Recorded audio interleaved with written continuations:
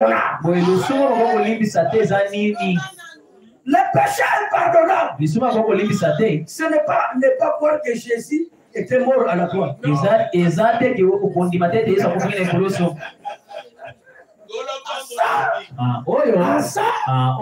Vous savez, Jésus lui-même a dit, maintenant que le Fils de l'homme est ici, vous parlez du mal de lui. Cela vous sera pardonné. Mais quand le Saint-Esprit vient, là maintenant il parle de sa seconde. Je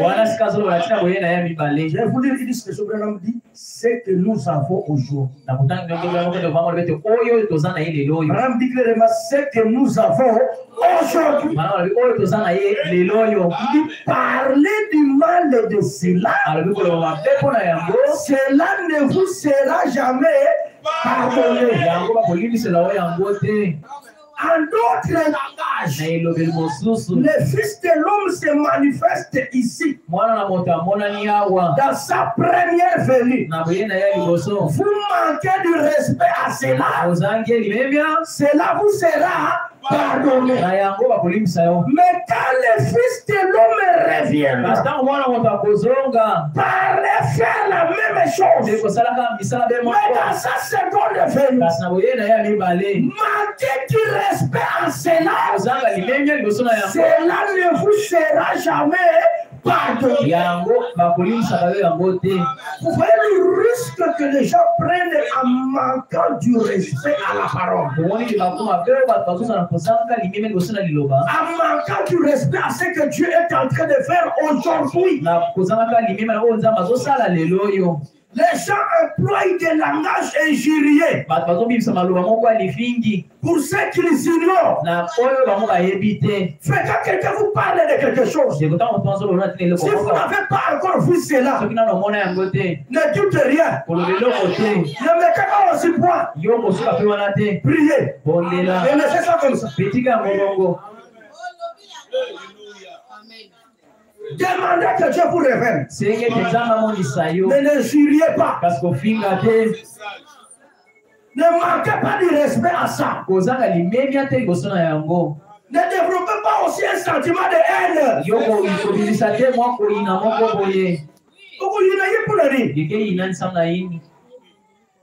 Le problème de la révélation et de la foi ne concerne que Dieu. La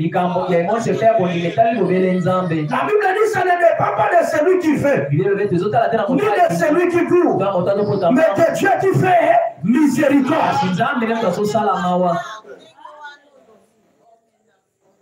Est-ce que vous me suivez très bien? Pourquoi vous allez haïr quelqu'un parce qu'il ne croit pas comme vous?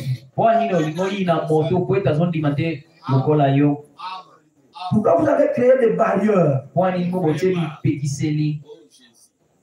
Ah, je disais, frère Branham, d'église qui prononce le nom de Jésus. Il dit, et qui a du respect pour lui. Il dit, je la respecte et je ne manquerai pas d'y aller. Peu importe de quelle sorte de religion qu'il soit. Qu'il soit baptiste, qu'il soit catholique, qu'il soit pentecôtiste.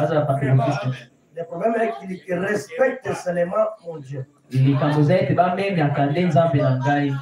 Un pentecôtiste qui respecte le message de l'heure, vous devrez l'aimer.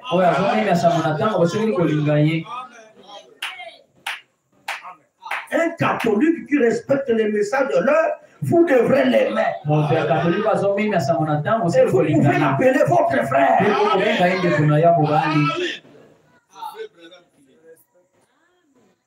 Quand quelqu'un injurie le message, quand quelqu'un manque du respect au message, tenez-vous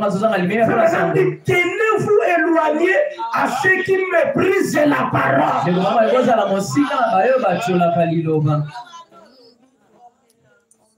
Et la Bible dit dans les derniers jours, il y aura des moqueurs. Des moqueurs. Choli. Chola liloba. Chola